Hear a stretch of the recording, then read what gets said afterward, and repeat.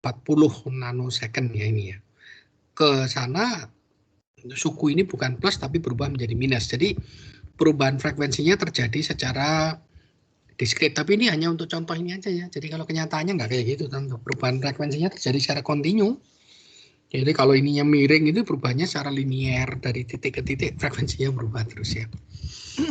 Nah, sehingga kalau kita lakukan dengan skema aja ini bisa gitu. Karena kan diskret perubahannya.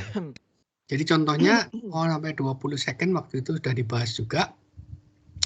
20 kali 10 -9 itu ya, yang bagian segmen pertama ini frekuensinya tidak berubah karena carrier-nya itu 10 pangkat min 8, berarti periodenya kan 10 pangkat min 8 kan ya, periode dari apa kariernya itu. Berarti 10 satuan di sini karena ini pengalinya 10 -9 10 satuan. Nah, jadi sampai 20 detik itu dua gelombang ini tidak berubah. Anda bisa lihat nih sama persis. Kemudian ketika detik yang 20 sampai berapa ini 40 berubah. Kenapa? Karena ada ini satu kan, 1 kali KF. Jadi Anda bisa lihat bahwa F-nya sama dengan FC per KF per 2pi ya, karena dari omega kan dibagi 2pi kali cm. Nah, cm-nya ini 1. Berarti hasilnya nanti KF dibagi 2pi ya. KF-nya itu 2V kali 25 kali 10⁻⁶ radian per volt. Jadi udah menyesuaikan diri dengan ini. Cocok ya satuannya. Jadi berubah jadi radian aja ya. Bentar ya, maaf.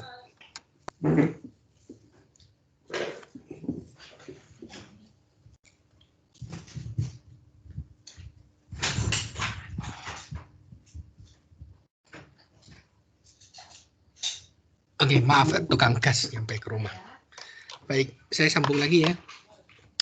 Jadi KF-nya 2V per kali 25 kali 10⁻⁶. Jadi dibagi dengan 2V berarti di sini konstanta di depan frekuensi ini adalah 25 kali 10⁻⁶. Kali 1 berarti nanti kalau dikalikan cm pas 20 sampai 40. Berarti frekuensinya ditambah dengan 25 kali 10⁻⁶ tok saya gitu ya kan, cm-nya 1 ya. Jadi gitu. Oleh karena itu kita mesti melihat perubahannya jadi berapa ini. Ini kan kalau 10⁻8 kan berarti 0,25 ya. Jadi berubah menjadi 1,25 ya, 10⁻8 Hz pada frekuensi pada periode waktu 20 sampai 40 second. Ini bukan second lagi. Salah ya ini. Ini harusnya kali 10⁻⁹ second ya. Nah, frekuensi ini kita rubah menjadi periode ya.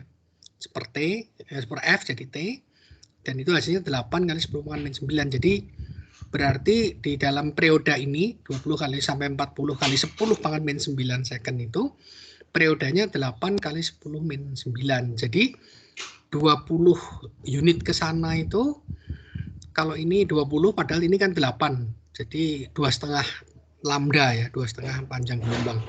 Maka di sini dia berubah itu. Lebih pendek sedikit gitu.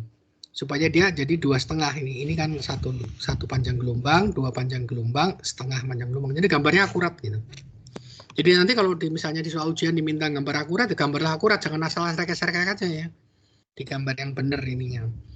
Nah, lalu kalau antara 20 second 40 kali 10⁻⁹ ke atas ini tanda ini berarti bukan plus, berubah menjadi min ya. Jadi gampang lah ya, 1 kurang 0,25. Jadi 0,75 ya, 0,75 10⁻8 Hz ini kurang Z. Diubah jadi periodenya 4/3 10⁻⁷. Jadi 13, jadi 1,3333 gitu. Jadi kalau 10⁻⁹ jadi 13,3. Jadi satu lambdanya kira-kira 13 ya. Ya, ini kira-kira 13. Ke sana kira-kira 26 gitu ya. Jadi lebih jauh gitu. Nah, jadi hasil dari modulasi FM di sini mengubah frekuensinya, dan karena bentuk gelombang modulatornya diskret konstan begini, jadi modulasinya berubahnya sederhana aja, cuma rapat renggang begitu saja ya. Oke, sampai di sini penjelasannya jelas nggak? Tidak ada pertanyaan? Belum ada, Pak. Belum ada. Oke, nah sekarang satunya. Kalau satunya itu modulasi fasa ya, sudutnya. Berarti fasa itu sudut sebetulnya.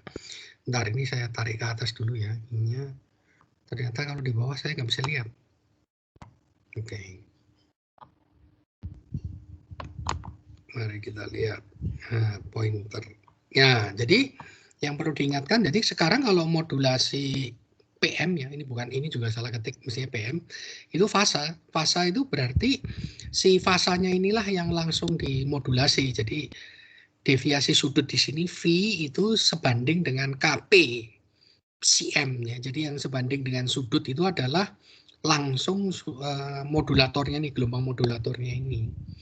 Jadi kalau kita mau menggambarkan berdasarkan frekuensinya, jadi kayak tadi juga dihitung turunannya terhadap waktu, maka hasilnya ini adalah omega C plus KP, tapi ini turunan dari gelombang modulatornya. Jadi bukan gelombang modulatornya sendiri, tapi turunannya. Nah, soal ini sudah dipermudah karena yang diberitahukan pada kita adalah turunannya, jadi pas yang di sini.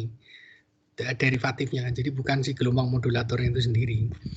Ini gelombang modulatornya berarti konstanta ya, berapapun juga. Lalu pas di sini dia berarti linear positif ya gradiennya. Kalau pas di sini negatif. Jadi ini gambarnya sama dengan yang tadi memang. Tapi sebetulnya dalam pemaknaan yang berbeda ini. Perhatikan juga satuan-satuannya yang berbeda. Ini frekuensi carrier-nya juga sama ya. Nah, konstanta ini deviasinya tentu berbeda karena pengalihnya adalah di sini, ini kan yang jadi sudut itu KP dikali dengan turunan gelombang modulatornya ini ya. Nah, jadi kayak tadi juga, karena udah tahu sekarang kalau dinyatakan dalam frekuensi, maka F plus FC sama dengan FC plus KP dibagi 2V, lalu turunan dari modulator ya. Turunan modulatornya diberikan di grafik ini. KP-nya diberikan di soal tadi ya, yaitu KP per 2P adalah 5, ya sudah 5 berarti. Kalau begitu 5 kali dari ini ya, yang tambah di situ. Nah, jadi kita seperti tadi juga 0 sampai 20 tidak ada bedanya, tapi 20 ke 40 kali ini berarti 5 kali itu. Jadi kalau ininya 2 berarti 10. 10 ya berarti di sini berubah ya, ininya menjadi 10, ini kali 10 pangkat 5 lagi, gede ya. 10 pangkat 5, 10 pangkat 6. 10 pangkat 6, ini 10 pangkat 8, jadi 0,01, jadi sedikit banget ya perubahannya. F1-nya 1,1 kali 10 pangkat 8, ini jadikan periode kayak tadi, jadi periodenya pendekatan gini, 19,1 10 pangkat 9, jadi periodenya berubah sedikit. Ya, lumayan ya, ini sebenarnya nggak terlalu banyak, 10 pangkat 8, ini 9 kali 10 pangkat 9, jadi udah dekat-dekat itu, jadi berubah sedikit ya, menjadi sedikit lebih rapat gitu. Kemudian yang di bagian ini kayak tadi juga, kalau itu bertambah ini berkurang frekuensinya, karena berkurang lalu periodenya bertambah ya, jadi 11,1, jadi sedikit lebih lebar gitu. Jadi intinya sih cuma untuk mengerti apa maksud modulasinya, bahwa di sini dia bisa berubah sudutnya melalui frekuensi. Oleh karena itu gelombang modulatornya masuk nanti yang mempengaruhi apakah keturunannya derivatifnya atau langsung ya terhadap frekuensi. Dalam kasus modulasi frekuensi dia masuk modulasi frekuensi masuk langsung melalui ini modulatornya itu sebanding dengan frekuensinya, tapi kalau di sudut lain ya ceritanya. Kalau di sudut berarti derivatif ya, turunan dari psi-nya ini, psi M modulatornya yang sebanding dengan frekuensi yang baru. Nah, ini minggu lalu yang saya skip penjelasannya karena saya perlu ngecek memastikan angka-angka dan benar nggak grafiknya yang dipakai ya. Baik, ada pertanyaan sebelum saya langsung lompat ke bagian berikutnya yang waktu itu belum kita jelaskan.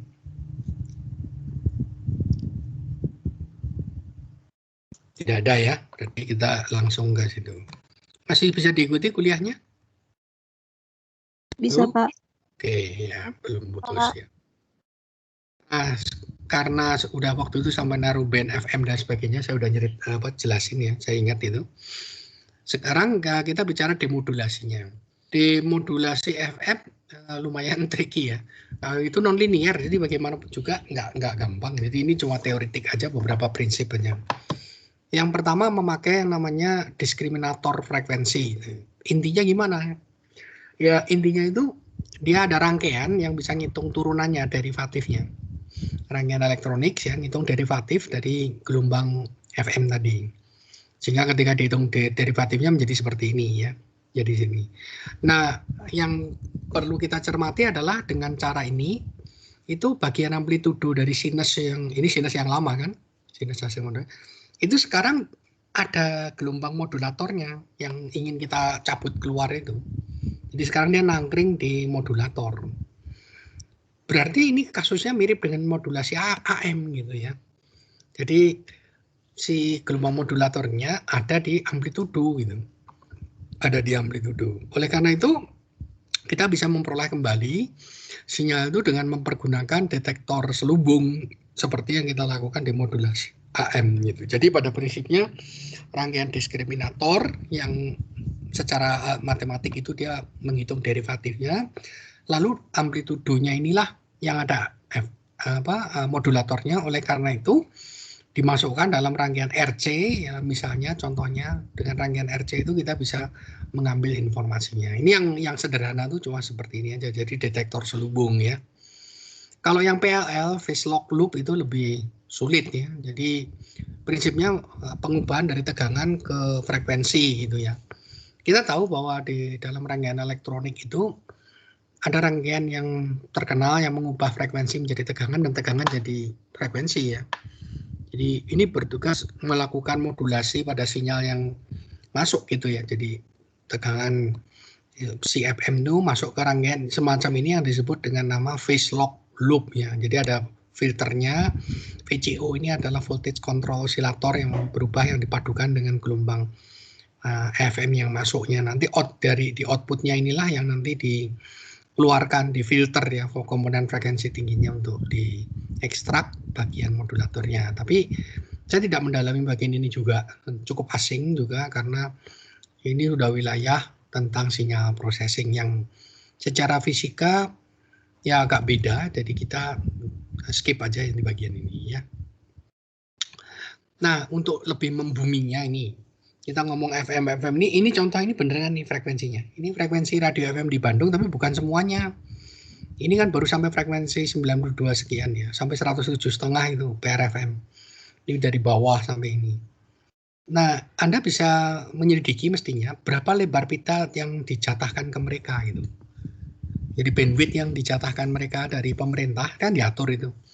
Berapa kalau jarak antar frekuensi antar stasiunnya sih udah kelihatan ini, Anda bisa lihat polanya.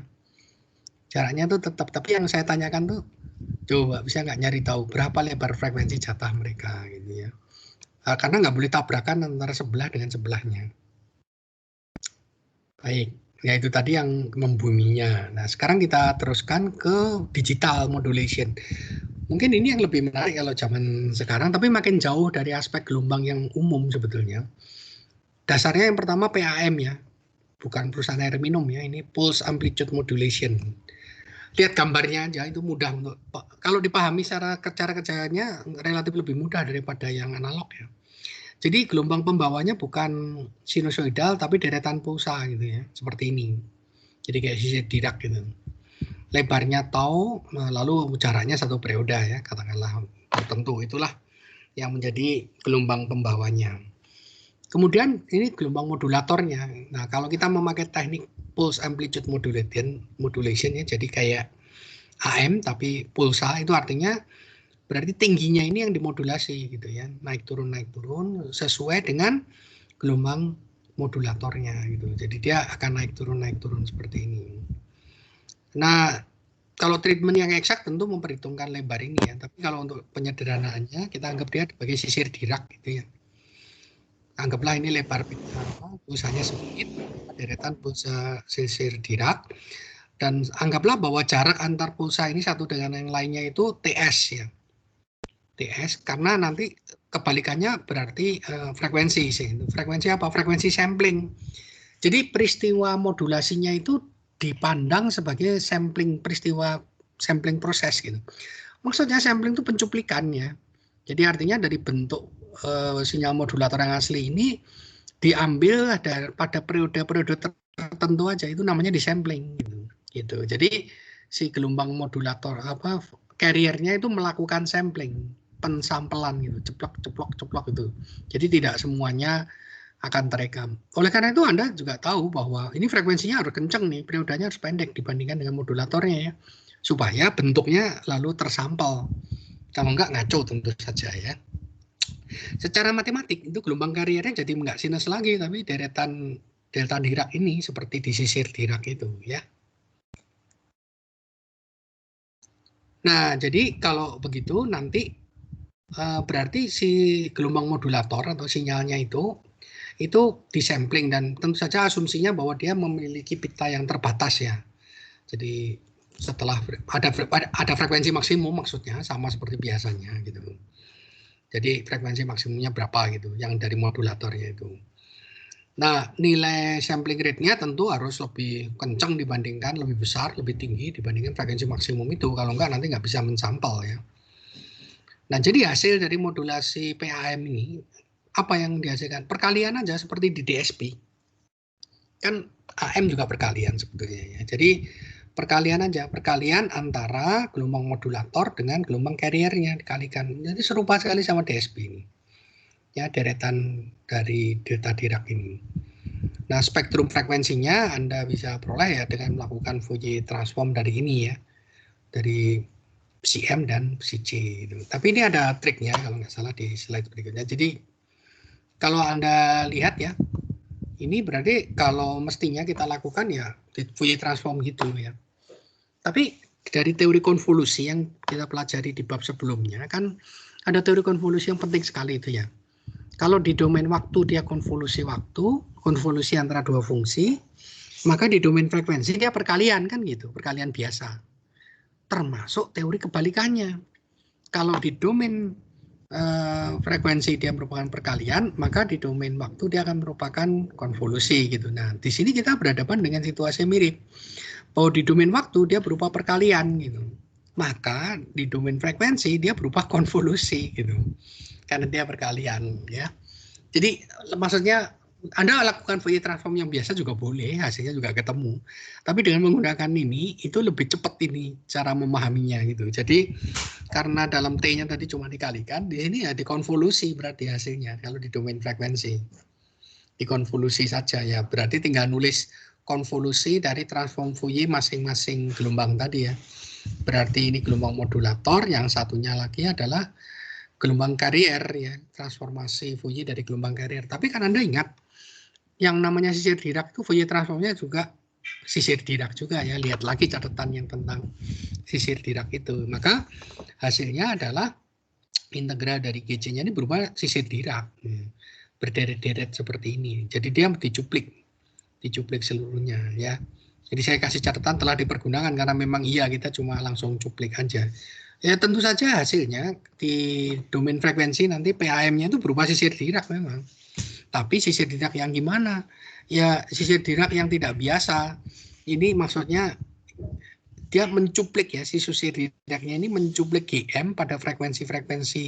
Ini kan no aksen ya, no aksennya ketika ininya sama dengan 0 gitu. Jadi ketika no aksennya sama dengan no minus n no s ya, di mana n-nya itu jalan dari min taingga sampai taingga. Jadi berupa kayak sisir Dirac, tapi sebenarnya bukan sisir. Itu masing-masing di tempat tadinya ada sisir Dirac itu ditempati spektrum modulator ya. Jadi spektrum modulatornya berulang banyak. Ada pengali di depannya ini ya, jangan lupa ini konstanta yang menyatakan frekuensi samplingnya ya, pencuplikannya tadi. Gambar ini mungkin bagus mengilustrasikan hal tersebut. Ini misal saja, misalnya gelombangnya dalam domain waktu gini. Kalau kita ambil katakanlah Fourier transformnya spektrumnya berbentuk seperti ini dengan batas maksimum frekuensinya B, tentu nggak kayak gini ya. Jangan percaya, ini bentuknya kan gampang dibuatnya aja. Nah, gelombang carrier berupa sisir Dirac seperti ini dengan jarak TS ya antar pencuplikannya. Ini adalah gelombang hasil modulasi PAM dalam domain waktu. Jadi hasil kita tadi, spektrum modulasinya di domain frekuensi itu berupa si modulator ini, spektrumnya ini tapi diulang berkali-kali. Nah, jarak antara satu spektrum dengan spektrum lainnya itu diberikan oleh frekuensi samplingnya ya. Jadi kalau ini sumbunya frekuensi ya ini frekuensi samplingnya. Jadi antara satu dengan yang berikutnya dan berikutnya. Dan ini berulang sampai tak hingga gitu. Nah, nanti yang terpenting adalah lah kalau kita mau demodulasi gimana ya, gampang aja ya, udah diceplok ini aja, ini udah nangkring di sini. Pakai apa? Filter Lopez ya, filter lolos bawah, tapis lolos bawah, sehingga semua yang di sana tidak ke bawah gitu. Baik, nah inilah modulasi PAM. Sebelum saya teruskan ke PCM, ada pertanyaan nggak? Tidak ada, berarti kita teruskan ke PCM ya. PCM itu pulse code modulation, ini kayak PAM plus coding, binary coding ya. Jadi mungkin ini topik yang terakhir ya. Sebetulnya kalau diteruskan tuh ada yang namanya vestigial sideband yang untuk cara kerja televisi dan sebagainya. Di kuliah enggak lah ya, kalau nanti di buku yang saya tulis diterbitkan ada di bagian terakhirnya itu. Jadi bagaimana gelombang televisi itu dilakukan ya, nanti di sana sih sebenarnya lebih menarik, ada hubungannya dengan mungkin kalau Anda yang tahu main video tuh yang 720p, 1080p dan lain sebagainya itu di sana dijelaskan secara fisika maknanya ya. Ya di kuliah nggak usah lah terlalu jauh rasanya main-mainnya. Mari kita teruskan ke pulse code modulation ya. PCM ini jadi pada dasarnya PAM plus kuantisasi atau diskretisasi amplitudonya. Lalu setelah itu dilakukan pengkodean biner. Nanti kita jelaskan, tidak terlalu sulit nih apa maksudnya ya. Jadi nanti dalam prosesnya ini nanti akan ada proses pengubahan sinyal dari analog ke digital ya. Sinyal analog itu kan continue gitu, kalau digital kan discrete cuma biner 10 10 10 gitu aja ya.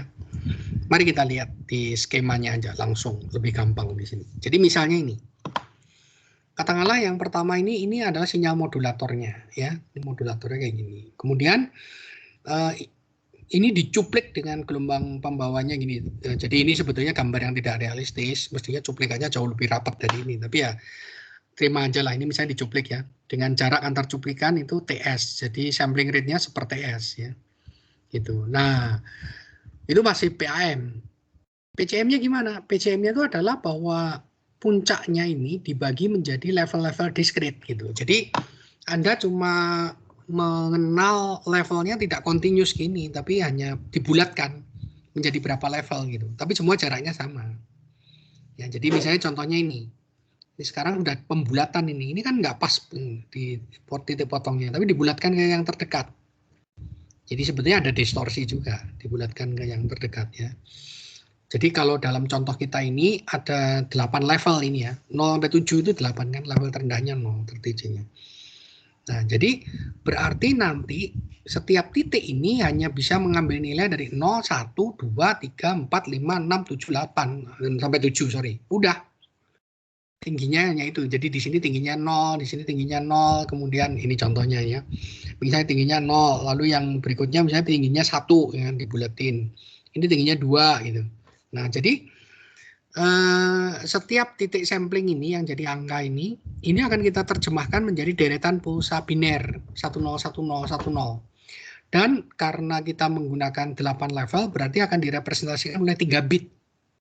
Ya, jadi menggunakan kode biner ya, kode biner 3 bit. 3 bit cukup untuk 8 level ya. Nah, jadi digambarkan di sini ada deretan pulsa lain yang dihasilkan, yaitu yang berupa deretan pulsa 1010, setiap 3 itu dipakai untuk mengkodekan yang ini, hasil di sininya gitu. Jadi contoh di dalam gambar kita ini misalnya 0 ya ini 0, 3-3-nya 0. Misalnya berikutnya 1 ya berarti 001. Berikutnya 2 ya berarti 010 di sini. Nah, jadi akhirnya kita akan punya pulsa baru berupa deretan pulsa baru, tapi tidak selalu ada. Jadi complong kosong isi. Jadi setiap 3 merepresentasikan satu keadaan di situ gitu. Ini yang disebut dengan pulse code modulation ya. Ini nggak realistis kalau cuma 8. Jadi untuk yang realistis dipakai minimal misalnya memakai 8 bit ya. Kalau memakai 8 bit berarti dia membagi ini menjadi 256 level gitu. Jadi lebih rapat ininya. Itu kalau Anda memakai 8 bit. Tentu makin banyak bit yang Anda pakai makin halus, tetapi resikonya nanti bandwidth-nya melebar karena jumlah datanya menjadi tambah banyak gitu. Kalau ini kan cuma butuh 3 data gitu. Kalau 8 bit berarti 8 untuk satu titik. 8 untuk satu titik ya. Nah, lebar pita frekuensinya ini sebetulnya bisa dihitung secara kasar seperti ini ya. Periode pencuplikannya kan TS, jadi sampling rate-nya itu kan seperti TS itu ya. Dan dalam contoh kita tadi berarti dalam setiap satu periode itu dibagi menjadi n bits ya. Jadi maksudnya ini loh. Dalam satu periode pensampelan itu kan jadi angka. angka yang sesuai. Dan angkanya ini dipecah menjadi trik-trik 10110 itu. Jadi mau pakai contoh di kita ini 3 bit. Yang tadi baru aja saya bilang kalau yang lebih halus pakai 8 bit. Itu maksudnya per ini, per antar titik sampling rate ini ya. N bits. Jadi sepertinya seolah-olah frekuensi pencuplikannya itu sekarang jadi lebih rapat gitu. Jadi seolah-olah N kali nu S ya. N itu jumlah bitnya. Ya, jadi seperti itu kira-kira menjadi frekuensi itu. Inilah yang menjadi lebar pita transmisi yang diperlukan untuk PCM, yaitu N jumlah bitnya yang Anda pakai untuk representasinya, lalu kali dengan sampling rate-nya. Gitu. Ini akan memberikan pada Anda jumlah lebar pita yang diperlukan. Gitu. Ini contoh ilustrasi saja, tapi realistis ini hasil datanya cukup realistis nih. Contohnya misalnya pita frekuensi yang dipakai untuk saluran teleponnya, pakai sinyal digital misalnya. Nah, seperti yang pernah saya singgung juga sedikit ya, pada komunikasi cuma suara biasa lewat telepon, itu frekuensi suaranya dipotong sampai 3,5 kHz saja gitu. Jadi spektrum GM-nya itu dipotong sampai 3,5 kHz, jadi di cut off. Kemudian ini hasilnya lumayan kalau untuk suara manusia kan kita saya pernah menunjukin kepada Anda spektrumnya kan ya. 3,5 mah lumayan lah, udah cukup bisa dikenal ini suaranya siapa dan lain sebagainya ya. Mengapa kok dipotong ya? Karena kita juga nggak mau pitanya terlalu lebar, nanti dibutuhkan oleh banyak orang nggak kebagian ya. Nah, agar terjadi transmisi yang baik, ada kriteria ini orang terkenal di sinyal processing, ini quiz namanya ya.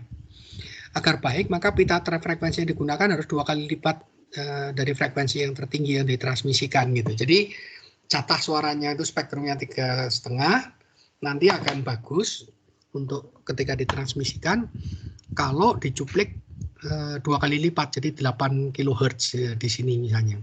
Jadi untuk jatah lebar pita pencuplikannya itu di 2. Kok nggak 7 Pak? Ya ini dikasih toleransi sedikit kosong kanan kiri. Jadi 3,5, di sini dikasih jatah 8 kHz. Mungkin kalian ingat yang pertanyaan tadi radio tadi, maksudnya lebar pitanya berapa itu jaraknya. Kan kenyataannya juga nggak sampai pepet-pepetan gitu ya.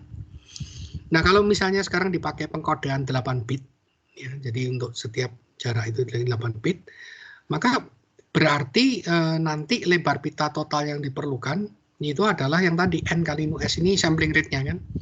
Ini sebetulnya sampling rate-nya nu S dikalikan dengan 8 bit itu, jadi 64 kHz. Ini lumayan ya. Maksudnya frekuensi yang mau Anda sampaikan tuh di bawah 3 kHz, tapi Anda harus menyediakan bandwidth sampai 64 kHz untuk penyaluran kode-kode biner tadi dengan 8 bit tadi. Ya lumayan boros sebetulnya. Ini kalau dilihat ini sampai 16 kali lipat lebih lah ya. 3,5 anggaplah dibulatkan 4, nah ini sampai 64 kan 16 kali lipat maksudnya gitu, tapi kan nggak nyampe. Ininya kan 3,5 cuma ya. Jadi sebetulnya kayak pemborosan pita frekuensi gitu, wah banyak ya yang diperlukan gitu. Tapi gini, ini ada tapi yang sebetulnya bukan bagian dari kuliah kita yang di ini. Jadi ada namanya multiplexing. Multiplexing itu gini, kita menyalurkan banyak informasi pada saluran yang sama. Jadi katakanlah kalau itu misalnya fiber optik atau apa itu, kita jejelkan masuk ke situ informasi yang berbeda-beda, tapi pada saat yang bersamaan atau bagaimana cara ngaturnya itu namanya multiplexing. Nah, salah satu yang paling sederhana itu namanya time division multiplexing. Ini gampang bayanginnya. Jadi Anda bayangkan saluran itu bisa dilewati, tapi yang lewat gantian gitu loh. Itu time division multiplexing namanya. Jadi pada periode waktu tertentu disalurkanlah gelombang yang ke-1 gitu ya. Kemudian nanti periode yang kedua berikutnya lagi gelombang yang kedua, periode lagi yang ketiga gitu. Jadi sebetulnya kayak kereta api yang masuk ke jalur, tapi ada banyak kereta gitu, ada banyak gerbong kereta yang bawa jalan gitu. Dan mereka gantian aja menggunakannya gitu ya. Jadi dari satu train, satu rentetan pulsa yang dikirim punyanya set satu, lalu set kedua, set ketiga gitu. Nanti balik lagi set ke-1 yang baru nyusul lagi gitu. Itu namanya time division multiplexing gitu ya. Kalau yang ini juga nggak kita pelajari single sideband, di dalam itu ada juga yang menggunakan teknik yang namanya frequency division multiplexing. Kalau itu frekuensinya yang dibagi-bagi ya. Jadi ada juga wavelength division multiplexing, yang dibagi-bagi adalah wavelengthnya, panjang gelombangnya. Itu intinya adalah teknik bagaimana kita menyalurkan berbagai informasi secara bergiliran atau ada rezim yang dibagi-bagi ya. Apakah itu waktu, apakah itu frekuensi yang itu. Jadi ada jatahnya bagian untuk set mana informasi yang akan disalurkan ya. Oke, saya kira penutupnya cukup bagus. Jadi yang saya mau bilang cuma di penutupnya tuh gini. Aspek modulasi itu banyak banget dan melibatkan elektronik, aspek elektronik, matematik juga, dan di matematiknya yang utama adalah Fourier transform yang paling banyak ya yang dilakukan di situ.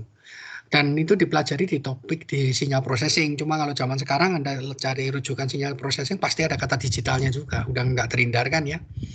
DSP, digital signal processing itu banyak sekali. Kita hanya mencuplik sebagian amat sangat kecil saja untuk memperkenalkan kepada aspek apa itu modulasi. Jadi sesuatu yang bisa dilakukan pada gelombang yang istimewa, dan tidak banyak buku gelombang dari pengalaman saya ya, saya search macam-macam itu yang mau menyinggung tentang modulasi. Tapi kalau di buku sinyal processing banyak, tentu dia satu-satunya topik. Tapi topik ini aja di textbook-textbooknya sinyal processing 600 sampai 1000 halaman. Kita cuma ngomong berapa lah. Ini slide saya sih paling 70 slide ya. Jadi sedikit yang kita pelajari. Penekanannya cuma ke masalah teknik modulasi, ada yang namanya demodulasinya, masalah pita, bandwidth, ya, masalah daya efisiensinya, dan ya sekitar itu saja, tidak jauh-jauh amat ya. Saya bukan ahli sinyal processing juga gitu. Jadi ini contoh aplikasi gelombang lebih dipandang gitu ya. Baik. Kuliah kita cuma penutupnya sampai di sini. Jadi besok kita akan kuis modulasi. Kemudian hari besok nanti jam 9 ya. Paling kuis modulasi juga 30-40 menitan nih, sekitar segitu. Hari itu Selasa ya. Jumat kalau nggak salah kita akan rencanakan untuk semacam tutorial, tapi menunggu pertanyaan Anda. Jadi artinya pertanyaan itu bisa berupa soal, kalau bisa saya jawab, kalau nggak bisa ya saya bilang waduh nggak ngerti yang ini. Kemudian boleh juga berupa permintaan, misalnya bagian tertentu dari kuliah yang kurang jelas, boleh minta dijelaskan lagi. Hari Senin berikutnya lagi jatah tutorial itu libur, minggu tenang gitu. Karena Selasanya minggu itu hari tidak tenang, Selasanya kita akan ujian. Ujian saya rencanakan kita lakukan di platformnya ITB aja. Di platformnya kuliah ITB online itu yang selama ini kita pakai Bquiz ya. Jadi kita coba di situ. Saya berharap tidak akan clash ya, tidak akan ini. Tapi untuk jaga-jaga supaya jangan sampai Anda kehilangan pekerjaan, hilang di sistemnya ITB dan sebagainya. Saya akan minta, nanti juga akan saya tulis di situ. Tapi untuk mereka yang ikuti kuliah ini sekarang, jadi saya minta tiap kali soalnya nongol dipotret. Karena tiap mahasiswa soalnya berbeda ya. Jadi kalian mau tanya nomor 3 yang mana gitu ya. Jadi dipotret soalnya, termasuk ketika Anda jawab klik yang mana itu Anda potret. Nah, Anda potret, kemudian Anda kan orat-orat ngitung mungkin ya, itu disimpan, dipotret juga. Semua hasilnya itu nanti, jadi setelah ujian, jadi ujiannya ada selesai, akan saya beri waktu cukup lah. Bereskan semua potret-potret itu, jadikan satu menjadi PDF, lalu nanti di-attach ya. Di-attach, dilampirkan. Tapi saya pikir lampirannya kita lampirkan lewat tim saja ya kali ya. Kalau lewat ITB, yang ITB itu saya malah rada khawatir, mereka servernya seberapa banyak daya tampung ininya gitu loh. Jadi ujian ya ujian konsentrasi, ngerjain soal, motret dan sebagainya. Sedangkan potret Anda itu menjadi bukti Anda telah mengerjakan, sekaligus menjadi pengaman kalau sampai Anda mengalami trouble, gangguan dan lain sebagainya gitu. Jadi itu nanti hasilnya akan saya buka di Teams, itu assignment, tapi sebetulnya isinya cuma satu, minta tolong di-attach itu tadi dalam bentuk satu file ya. Jadi kalau Anda mau motret banyak dan sebagainya, digabungkan dulu jadi satu PDF, kasih nama NIM nama Anda, lalu di-attach di situ, udah taruh di situ. Nah, itu akan menjadi backup kita gitu. Semoga ujian Anda tidak mengalami kegagalan submit gitu di sana gitu.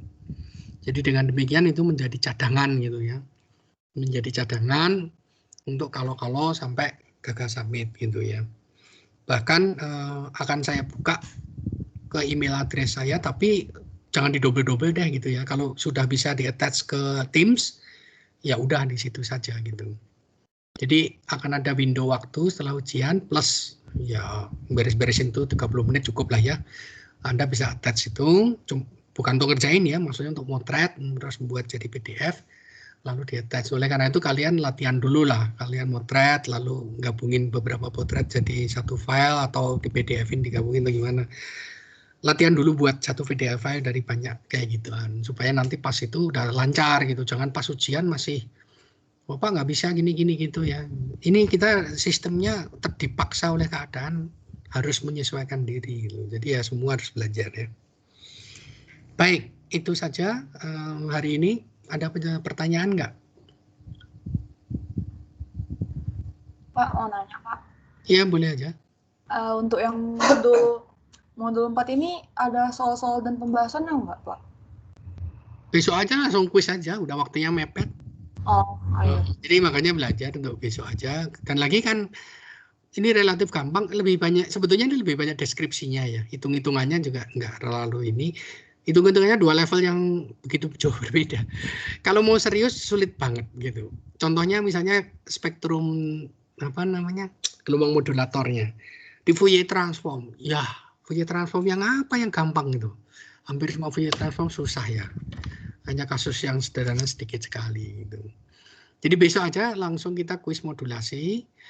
Saya besok juga mau nyoba yang attachment itu. Jadi akan saya minta di attach mungkin satu soal essay lah gitu. Tapi besok kan kita kuisnya di yang di kuliah ITB ya, kuliah ITB online. Jadi attach-nya ke situ aja juga. Saya mau lihat seberapa lancar attachment di situ gitu. Ya, dan lagi kalian juga belajar supaya jangan membiasakan diri sampai waktunya habis tidak disubmit ya. Itu saya khawatir sekali kalau di Teams itu hilang loh.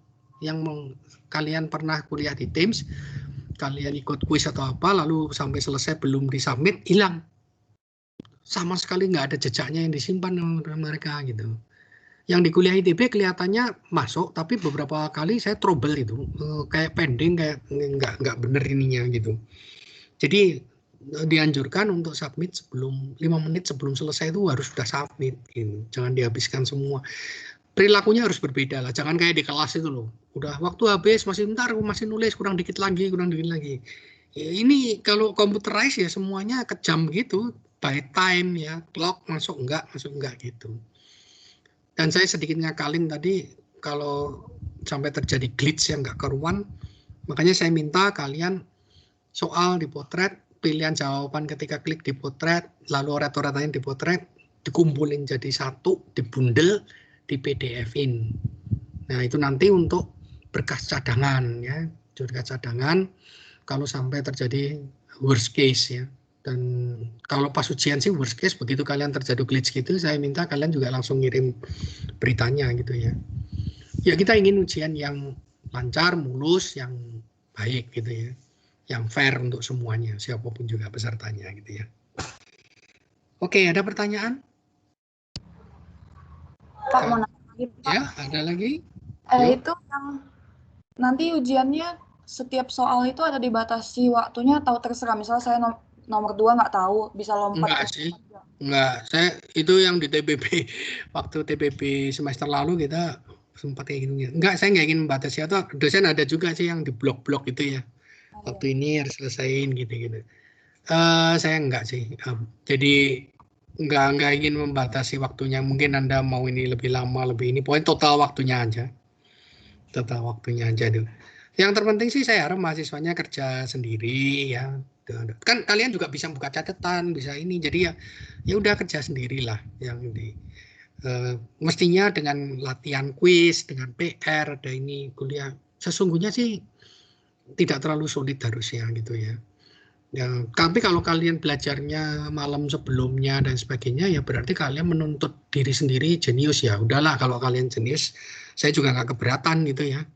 Tapi kalau enggak jangan lakukan itu gitu ya. Lakukanlah belajar sedikit-sedikit. Tapi juga jangan ngapalin soal kuisnya ya. Nggak ada gunanya juga gitu ya. Kalau metodenya boleh, tapi kalau ngapalin soal sama jawabannya Anda salah jurusan nih kayaknya. Yang kayak gitu mah ilmu-ilmu sastra atau apa gitu ya. Kalau fisika kan bernalar gitu. Jadi walaupun soalnya kelihatan serupa kadang berbeda. Jadi harus bernalar, berlogika ya. Oke, udah? Cukup ya? Makasih Pak. Oke, soalnya saya harus buat soal kuisnya, belum buat juga ya, untuk besok ya. Buat kuis.